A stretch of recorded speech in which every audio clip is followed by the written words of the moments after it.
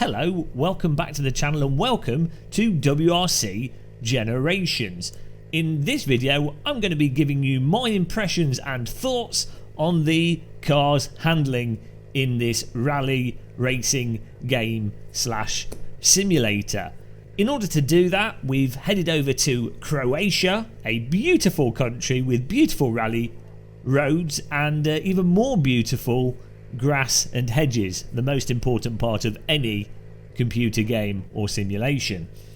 We've got the Hyundai here, which should be fast enough for us to take in all that foliage in its full glory. So let's get driving and talking. 3, 2, 1, let's go. World's slowest start there, but it's all okay.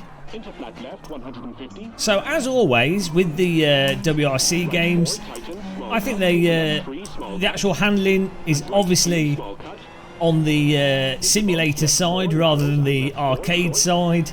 The cars pretty much drive like cars. If you're familiar with driving simulators and racing simulators, you'll be able to jump into this and you'll find it pretty intuitive without too many super egregious aspects to the physics that will put you off. If you are looking for a more sort of arcade experience, you can pop assists on this and you can play it with a gamepad, and you can actually even play it with a keyboard quite reasonably. So I would say, from a sort of gameplay perspective and a simulator perspective, they've done a really good job with this title, as they have done with the previous ones, to make it pretty much accommodating to people looking for a simulator and people looking for something that's a jumping racing game or jumping rally game, because they happen to love rally but they're not necessarily wanting to be rally drivers. Now what I will say, over the previous WRC games, it does come across to me like the cars in some ways feel a little bit heavier, a tiny bit less responsive in terms of how the cars respond to steering input and inputs in general, but that could just be from the feeling of them being a bit more weighty. It feels like the way you have to drive in this requires you to be a bit more aware of the load of the car, the weight of the vehicle. But I'm not sure if that's because the actual vehicles are heavier or because the grip levels might have just changed. So it seems to me in this that the slip curve of the tyres, the actual grip curve of the tyres, is more progressive. So the tyres, even on the tarmac here, feel much more like a road tyre type grip profile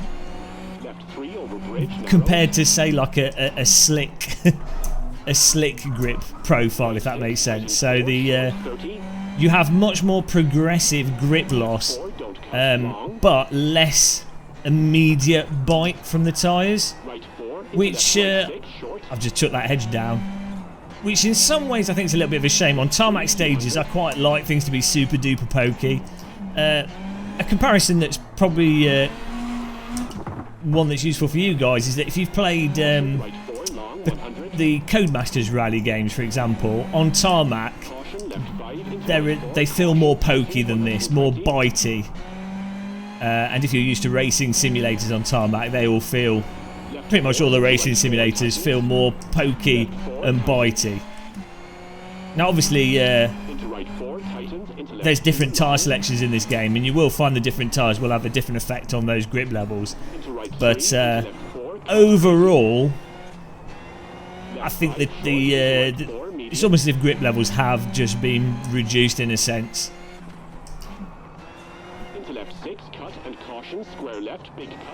So the downside of that is you can't drive as pokey and immediately as you might want to, especially compared to the older WRC games.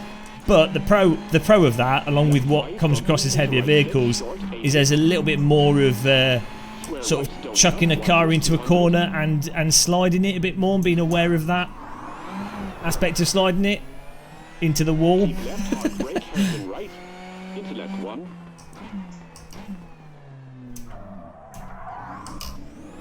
Into right 5, tightens, into left 4, short. Now, the tracks look absolutely gorgeous in this. Into right 5. They've got some new stages, Opens, don't cut, into left 4, but of course they've got the old stages as well. But I think they always looked fantastic in this. Now, in terms of what I've described as physics issues, there's probably 3 physics issues or things that you need to be aware of that you have to avoid to have a good time whilst driving in this. The first is that there's corners in this, like jumps, where in the previous game your car would fly over it, it wouldn't be a problem. Now it's some jumps where if you go into those jumps at an angle and you're sliding through them, it's like the tyres biting on one side and you start doing roly-polies and you're dead. So I've found I've had to take some of the larger jumps a lot more straight on, rather than just absolutely poning it sideways through them. But it is harder to get the car airborne, I've found, especially if you go off track a little bit and you hit the sides of the track. That could bug out in the previous one. I think they've improved that nature of the physics, or at least changed it. Right 4, cut, into left 3. Another thing to note with this is that if you've got situations where the suspension sort of bottoms out, or it's a very bumpy bit of tarmac track, what you find is the cars tend to just go into a state of understeer. I think it's maybe like 1 or 2 of the wheels end up locking up, even if you're not pushing the brake that hard, and as a result the car just understeers and you can't really make it through the corner, which forces you to drive a little bit more preemptively, to be a bit more aware that certain bumpy bits of a stage can cause you to get into that sort of stuck understeer. It can be really frustrating when it happens.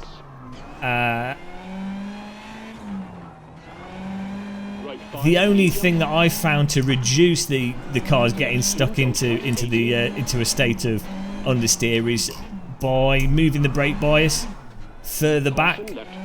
So at the moment I'm currently running the brake bias at 45, which to me seems really quite far backwards. It feels quite far back when I use the brake pedal as well. If I've got any turning on and I put the brake on quite heavily, the car will rotate automatically. But to me, by moving the brake bias further back, it's definitely made the cars way more pleasurable to drive. Typically with rally games, what I would do is not run the brake bias too far backwards, and I'd use the chucking of the vehicle into the corner, the weight of it, the throttle and other aspects to get it through the corner, and then if I was going into a tight braking zone, that's when I'd be using the handbrake to get the car into the corner, as opposed to the brake bias being further back. And right 2, don't cut, and right 5. Now another component of the handling, And left 5, narrows into right. I mean, all these things, they could be realistic, I don't know. I'm just pointing out aspects of how things handle. Another aspect is when you get into a 4-wheel slide now, so either you've gone into a corner quickly, so it's a power slide, or you're getting on the throttle and engaging all 4 wheels in 4-wheel drive wheel spin, if you will, out of a corner, through a tight corner, through drifting through a hairpin or something. What I noticed in this is that it kind of comes across as if the car's going from normal car grippy mode handling to a drift mode handling. It comes across as if there's almost a bit of a switch between handling modes from a drift mode. Oh, hello. Oh, you're not meant to do that. Surprised we've got wheels. It's almost as if it goes from a normal handling mode to like a drift mode, if that makes sense. And it's almost as if the grip levels turn off further. So you really have to be aware of getting on the gas through tighter corners where you might think, oh, it's hooking up because all 4 wheels are engaged and I'm just pointing it in through the corner, but the cars will tend to just keep sliding left and right, or slide out of the corner much more than you might intuitively think, or at least that's what I found for me. into flat left. and that's caught me out quite a few times. Left 350. But once you're aware of that all-wheel slide handling characteristic, you can sort of, you build an expectation for it. And in some ways you can then actually chuck the car into the corner tighter and then depend on that all-wheel slide to allow you to understeer in a way that's useful. Left 5 short. Absolutely gorgeous, the stage in this. I think one of the things that I'll miss, this being the last WRC game, hopefully they keep making rally titles, but one of the things I'll miss from this developer is the stages are so gorgeous in this. Really feels like you're on a holiday every time you drive a new stage. Into left 3 short. Right 3 over crest. Left 3 don't cut. Into right 4 narrows. Now the last aspect of the handling that I would describe as not being ideal is sometimes when you come over bumps and the car's like lightened up quite a bit, the rear, again, the car can sort of get loose rather than still biting the road. Like, obviously you expect a car to lighten up when it's going over a bump or a crest, over a bridge, but the degree to which it lines up, especially when you're, I mean, it seems independent of speed, it's hard to describe, but sometimes when you're going over bumps, it's as if the car sort of just loses traction too much. All these things though, in some ways I think it is nitpicking, because outside of those components they just stood out. The first time I was playing WRC Generations, they just stood out as, oh, that seems a bit weird. But once you've sort of internalised those physics properties of this game, you can then just concentrate on doing the stages and having a fun time. And because the stages are so nicely modelled, you can really, really enjoy driving them. Whoa! The thing is, other times you can go over quite big bumps in this, and the cars are totally happy. More happy than they were in the previous WRC game. Guess who missed that? Oh no, we are going through it. I've not done this stage. Totally lost. Oh, another thing actually worth pointing out is that I definitely think the difference in grip levels between the tarmac, the snow, the gravel, dirt and what have you, it comes across as there's a much bigger range in grip levels, or more subtlety in how the different surfaces have grip and don't have grip, if that makes sense.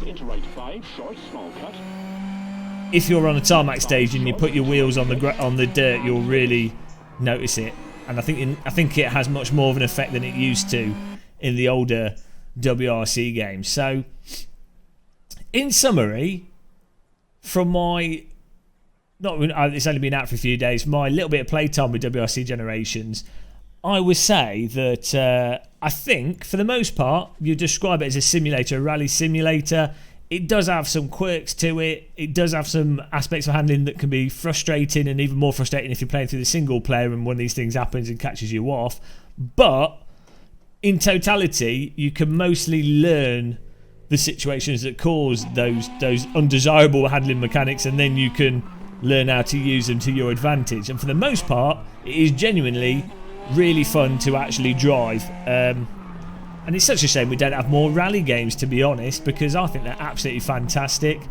And the really nice thing with these WRC titles is they actually have a single player to them, so you can, you've got something you can actually play through there.